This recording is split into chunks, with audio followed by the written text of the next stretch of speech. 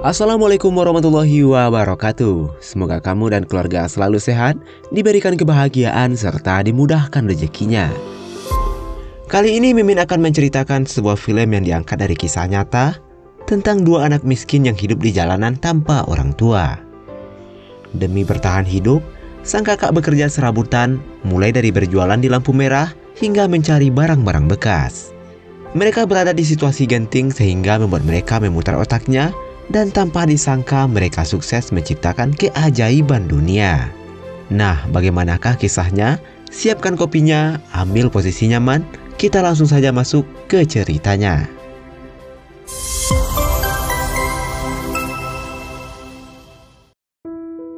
Film ini dimulai di pemukiman kumuh kota Kerala, India. Pada saat bangun tidur, Piali yang baru berumur 6 tahun merasa malu karena masih mengompol. Namun nenek Sahir melihat dan Piali memintanya untuk tidak menceritakan pada kakaknya karena takut akan dimarahi oleh sang kakak. Piali menyembunyikan nodanya dengan menumpahkan air minum. Sementara itu dari hasil kerjanya sang kakak yang bernama Jia membeli sebuah balon dengan harga Rp2.000 untuk sang adik. Sesampainya di rumah, Piali mengatakan kalau ia lupa menutup botol minumnya. Jia yang tahu itu adalah ompol hanya tersenyum dan memaklumi perilaku adiknya. Di saat mencuci pakaian, Piali ingin melihat pesawat dari jarak yang dekat. Lalu Jia mengatakan kalau ia akan membawa Piali melihatnya suatu hari nanti. Di hari berikutnya, sahabat Jia yang bernama Sahir membangunkan neneknya yang masih tidur. Selagi mereka masih bekerja, Piali menunggu di rumah bersama neneknya Sahir. Diketahui Jia dan Sahir bekerja untuk seseorang bernama Niko. Mereka menjual mainan dengan berkeliling, bahkan berjualan di lampu merah. Di hari itu, Niko meminta Jia untuk membawa Piali untuk ikut bekerja. Jika tidak, kosan yang gratis akan dikenakan biaya Rp200.000 per bulan. Melihat sang adik yang masih kecil, Jia memilih untuk membayar uang sewa. Asisten Niko yang bernama Amru yang iseng tanpa ragu melepaskan balon Piali.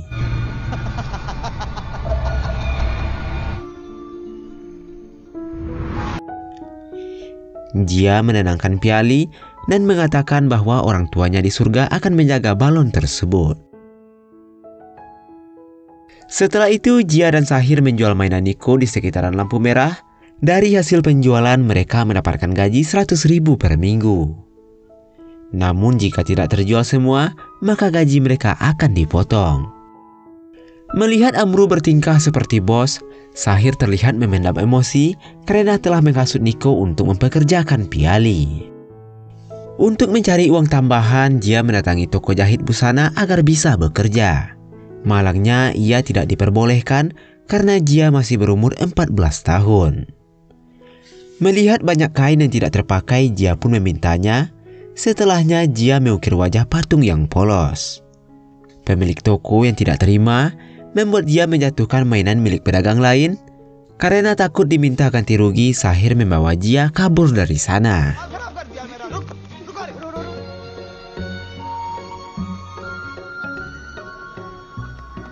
Malamnya Piali memandang sang kakak dengan wajah terbalik lalu menggambarnya. Di saat Piali tertidur, Jia begadang membuat sesuatu dari barang bekas dan potongan kain yang ia minta sebelumnya.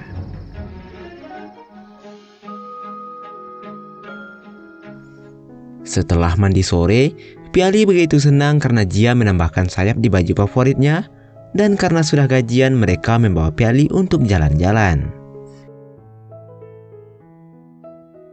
Setiap malam Jia selalu merangkai barang-barang yang ia temukan di jalan. Pada malam itu, nenek Sahir telah pulang ke desanya dan mulai saat itu pula lah Piali membiasakan diri untuk tinggal sendiri saat kakaknya bekerja.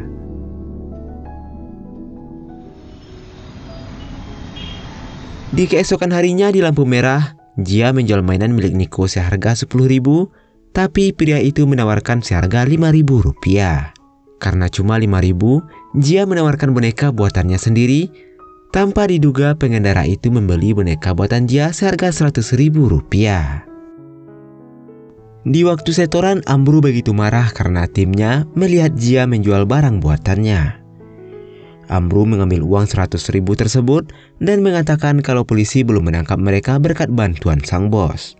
Sahir yang sudah lama menahan dendam lalu meluapkan emosinya.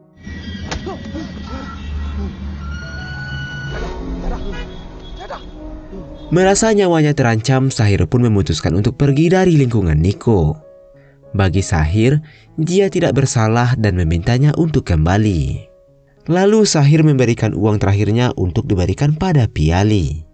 Dia terlihat sedih karena Sahir sudah seperti keluarga baginya. Saat sampai di rumah, Niko dan anak buahnya sudah menunggu dia lalu menghajarnya. Niko mengatakan menjual barang pribadi adalah salah satu pelanggaran terbesar dan dia harus keluar dari lingkungannya.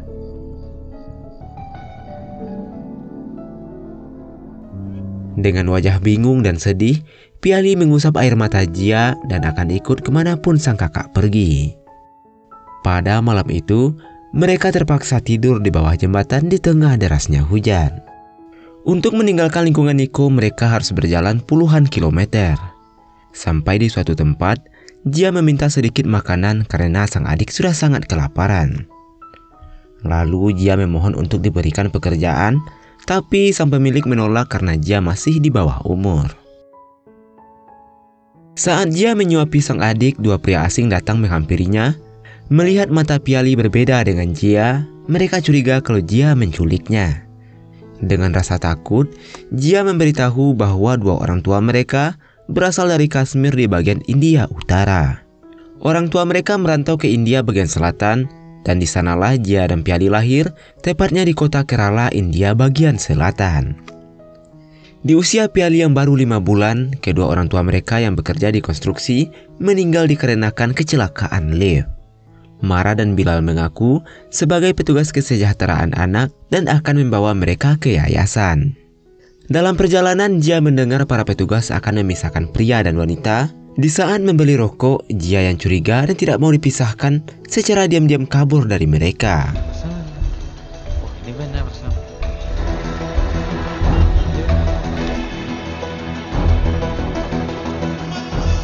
Aksi kejar-kejaran pun tak bisa dihindari. Jia yang tertangkap dengan spontan menggigit tangan Bilal.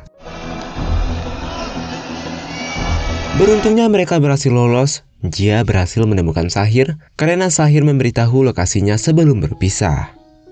Saat ini Sahir bekerja menjadi pedagang barang antik dan meminta sang bos untuk memberikan pekerjaan kepada Jia. Namun bos Sahir menolak karena usahanya sedang sepi. Karena Jia mengerti bahasa India Utara, bos Sahir pun mengenalkan pada temannya, Amir adalah pedagang barang rongsokan yang anggotanya sebagian besar berasal dari India bagian utara. Awalnya Amir ragu karena Jia masih di bawah umur, namun karena tersentuh dengan ceritanya dan butuh penerjemah, Jia pun diterima dengan gaji 30.000 per hari. Setelah itu dengan bantuan teman Sahir yang bernama Papoy, Jia dan Piali berhasil mendapatkan tempat tinggal. Papoy pun menceritakan kepada Selva adalah seorang pelaut yang telah bercerai. Mendengar yang akan tinggal adalah seorang gadis cilik, Selva pun menerima dan meminta uang sewa 200.000 per bulan. Papoy juga mengatakan jika sudah lama tinggal di sana dan berperilaku baik, maka Jia diperbolehkan untuk membangun gubuknya sendiri. Malam harinya saat sedang membuat roti prata khas India, tetangganya yang bernama Hena meminta Jia untuk menjaga Piali dengan baik, karena Selva adalah pria mata keranjang. Mendengar hal itu, Jia pun menjadi cemas. Lalu di tengah malam, Jia yang terbangun melihat Selva yang sedang mencari korek api untuk merokok. Jia yang takut meninggalkan Piali sendirian di rumah, ia membawanya pergi ke tempat kerja. Dan beruntungnya keluarga Amir sangat baik, hingga Piali bisa bermain dengan cucunya Amir selagi Jia masih bekerja. Di hari berikutnya, Amir memberikan gerobak untuk mengambil barang bekas di tempat kliennya. Saat akan pulang, Jia meminta sebuah gitar untuk dibawa pulang. Tapi dengan tegas, Amir menolak karena semua barang-barang bekas itu akan dijualnya kembali.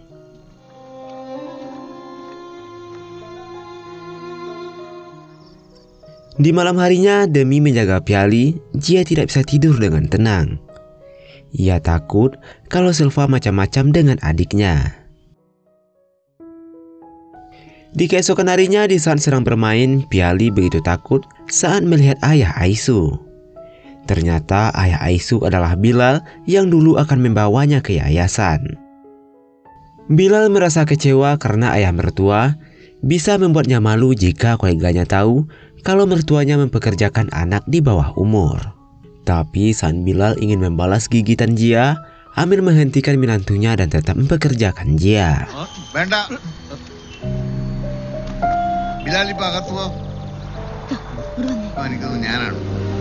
Ningal kadayilotu. Angiri parna matram nadakkum. Baki arka angiri mumbili veri. Merasa tidak dihormati, Bilal akan membawa keluarganya pindah. Selena menenangkan dan akan mencoba memberikan pengertian pada Jia. Di hari berikutnya, Selena menjelaskan bahwa yayasan terpisah masih bisa mengunjungi Piali. Di yayasan, Jia dan Piali akan mendapatkan pendidikan dan tempat yang layak. Selena juga mengatakan semakin lama kebutuhan Piali akan semakin besar dan tentunya Jia tidak akan bisa memenuhinya. Mendengar itu, Jia hanya diam lalu pergi dari sana. Di sisi lain, Amir merasa senang dan bangga karena anaknya yang bernama Aminah juara utama lomba melukis di sekolah. Aminah pun membagikan kue kepada para pekerja sebagai ucapan rasa syukur. Di saat Jia melihat lukisannya, dengan marah Amir melarang karena tangan Jia kotor dan akan merusaknya. Selagi menunggu hujan reda, Jia memanfaatkan waktunya untuk berkreasi. Merasa kasihan, salah satu anak buah Amir memberikan jas hujan untuknya pulang.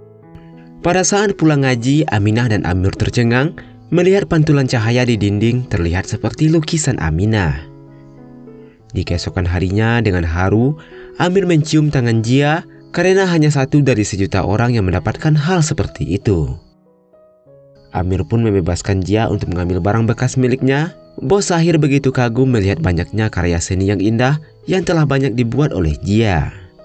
Sejak saat itu, Jia memanfaatkan barang bekas Amir untuk dijadikan beberapa karya seni untuk dipamerkan di tempat Bos Sahir. Aminah dan ibunya sangat senang karena mendapatkan gitar dan anting yang indah. Bahkan banyak wisatawan yang membeli karyanya Jia. Dari hasil karyanya, Piali pun bisa ikut ke sekolah dengan anak seusianya. Dengan dibantu Sahir, mereka membangun gubuk dari barang bekas miliknya Amir.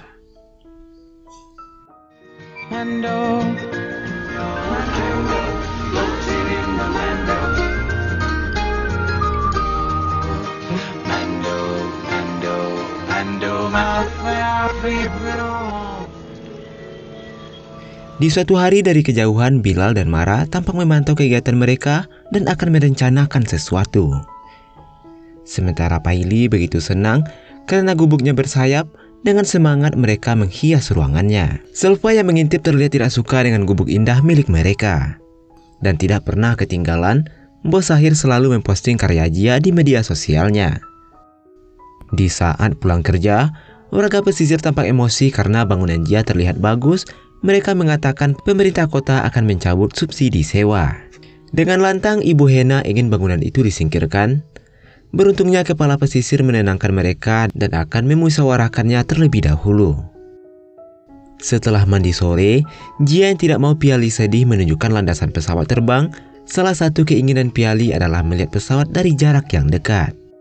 Dalam perjalanan pulang, naasnya mereka tertabrak pengendara mobil.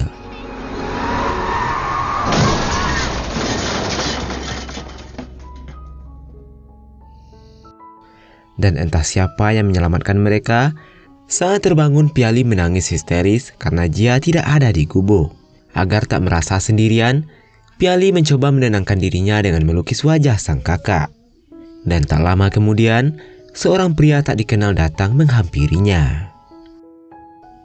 Di sisi lain, Mara menceritakan bahwa orang tak dikenal telah membawa Jia ke rumah sakit dan pihak rumah sakit menghubungi yayasan.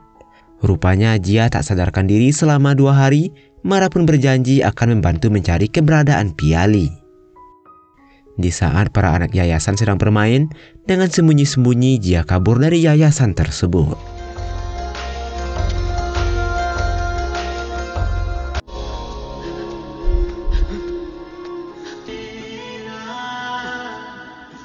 Tapi sesampainya di gubuk, ia melihat gubuknya telah dibuang. Jia pun tak kuasa menahan tangis dan terlebih lagi Piali tidak ada di sana. Tak berselang lama Amir datang dan menceritakan kejadian yang sebenarnya. Mendengar hal itu, Jia langsung bergegas pergi. Sesampainya di Museum Kerala, pria asing yang pernah membeli karya Jia di lampu merah memberikan sambutan hangat. Dia adalah Salman yang menjadi sebagai kurator India. Salman telah mencari Jia di berbagai tempat dan akhirnya bisa bertemu berkat postingan bos Sahir. Jia telah sukses membuat keajaiban dunia karena gubuk dan karyanya yang lain memiliki nilai seni yang tinggi di setiap artikelnya. Ternyata orang yang mendatangi Piali adalah Salman. Salman pun bangga dengan Piali karena di usia yang baru 6 tahun, Piali mampu menciptakan keajaiban dunia. Piali memiliki teknik lukis yang unik karena menggambar wajah orang secara terbalik. Ketika dilihat dengan kaca, lukisan Piali mengandung nilai seni yang tinggi. Sejak saat itu, kehidupan Jia dan Piali seperti pangeran dan putri. Salman mengangkat mereka menjadi anak angkat dan akan mengenalkan mereka kepada dunia. Lalu film pun selesai.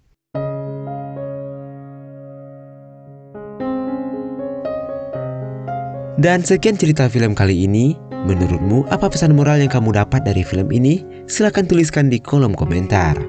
Akhir kata saya ucapkan terima kasih. Salah dan kurangnya mohon maaf. Wassalamualaikum warahmatullahi wabarakatuh.